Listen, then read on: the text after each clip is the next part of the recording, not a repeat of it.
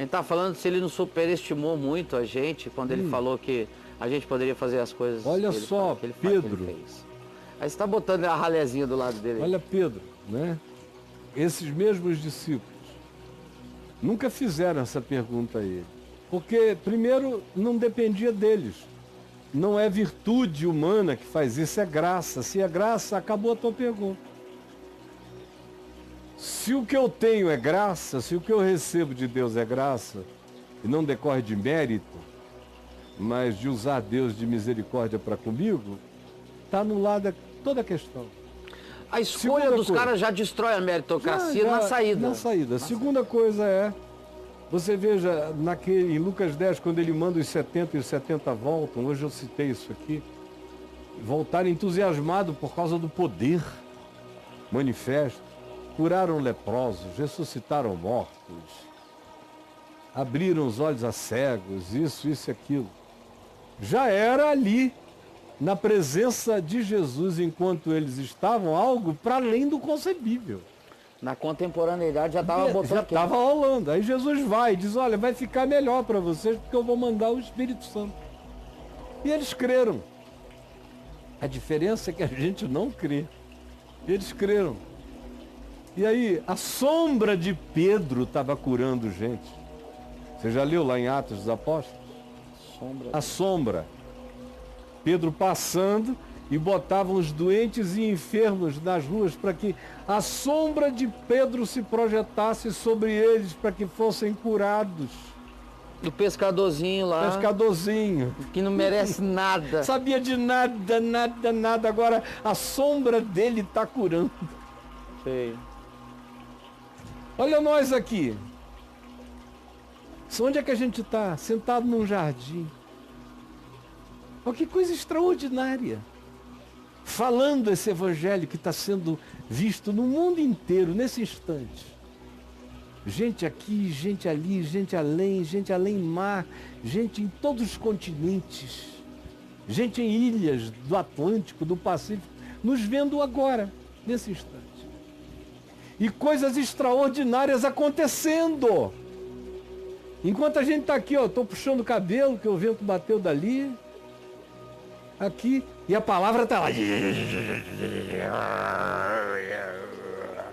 Porque não sou eu, não somos nós, é Ele agindo. Sim, sim.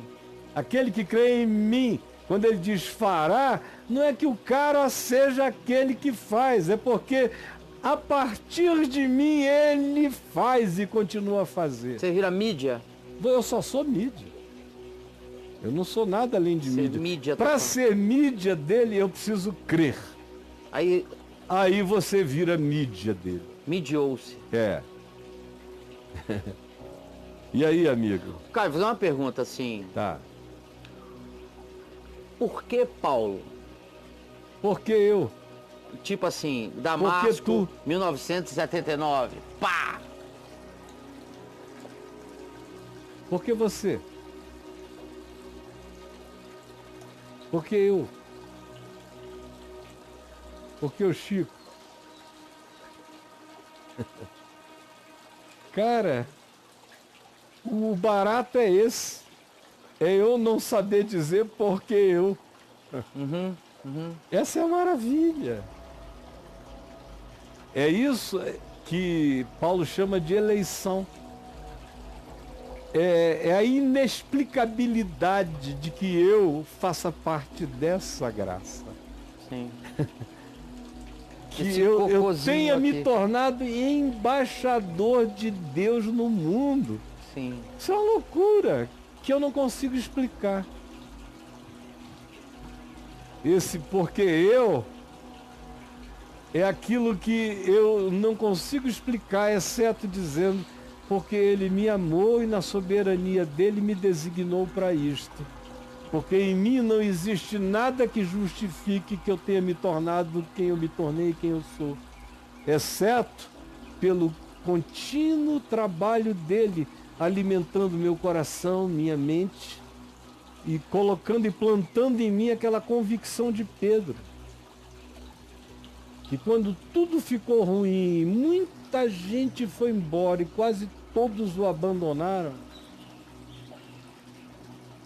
A narrativa lá que você começa a ler em João 6, 7, 8. E todos foram saindo. Ele pergunta, depois deles terem dito, duro é este discurso, quem o pode ouvir? E foram embora. E o texto diz, inclusive, alguns que se diziam seus discípulos o abandonaram. Que foi quando ele disse, olha, quem não comer da minha carne, não beber no meu sangue, não tem parte comigo. Tem que absorver, tem que comer a minha palavra.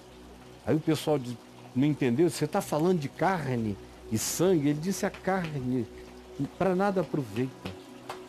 Claro que eu não estou falando de antropofagia. Eu estou falando das minhas palavras que são espírito e são vida, mas que tem que ser comidas como quem come num banquete antropofágico, como quem come os meus pedaços todos. Eu tenho que ser comido por inteiro por vocês, para vocês serem meus discípulos ou nada. Aí todo mundo vai embora, fica só Pedro e um grupinho menor, e ele olha para Pedro e diz, vocês querem também ir? Isso. Podem ir. Isso aqui é maravilhoso. E quando você tem isso dentro de você, você sabe que você recomeça do nada em qualquer lugar. Que não são os que me ouvem que me validam, é aquele que me vê que me valida. Por isso eu sozinho, acompanhado por ele, não perdi coisa nenhuma. Quereis vós também retirar? Aí Pedro disse, para quem iremos nós? Pois só tu tens as palavras da vida eterna. Meu Deus. Aí quando chega, isso entra em ti, cara. Aí é o que Jesus disse, aquele que vem a mim, de modo algum eu o lançarei fora, e aquele que vem a mim, ninguém o arrancará das minhas mãos. Por que Paulo? Por que Pedro? É a pergunta que Paulo induz os coríntios a fazer. Não tem nada a ver com Paulo, nem com Pedro, nem com Apolo, nem com ninguém. Mas tem a ver com Deus usar de misericórdia para conosco. E Paulo? Por que Paulo?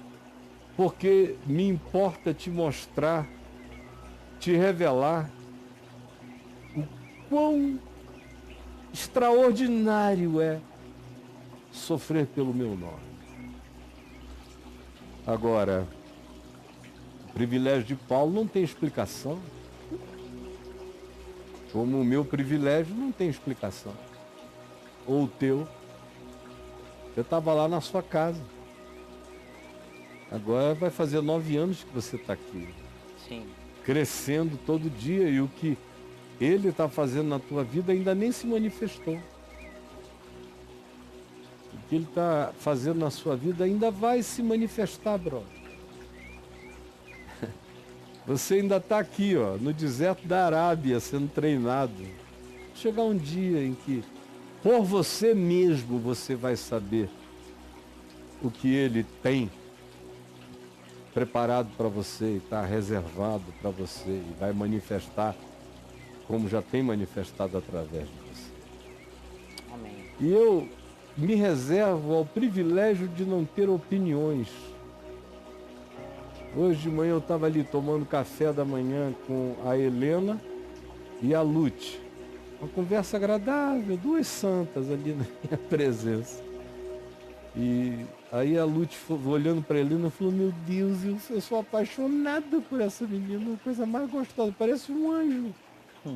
E eu fiquei olhando e falei, olha, pensei comigo mesmo, eu a imaginei com 20 anos de idade, de um outro modo,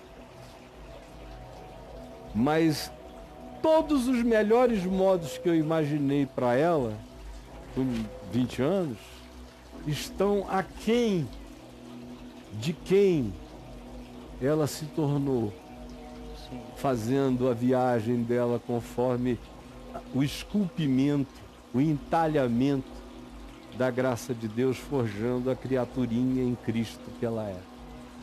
Então eu não tenho opiniões a dar, eu sempre tenho sido surpreendido pela graça de Deus em relação a tudo e todos. Até acerca da minha própria vida. Eu nunca imaginei que eu ia me tornar um homem tão feliz. A minha grande felicidade durante 25 anos na vida era o evangelho que eu pregava e os meus filhos. E eu achava que era o que de melhor poderia me acontecer. Era seu máximo. É. Hoje, quando eu olho para trás, digo, meu Deus, como eu poderia ainda ser feliz e não sabia. Como eu sou feliz. Se alguém chegasse amanhã e me desse a notícia de que até julho do ano que vem eu estaria morto por uma doença, isso e aquilo... Deixa um deadline para você. Não iam tirar minha felicidade em nada.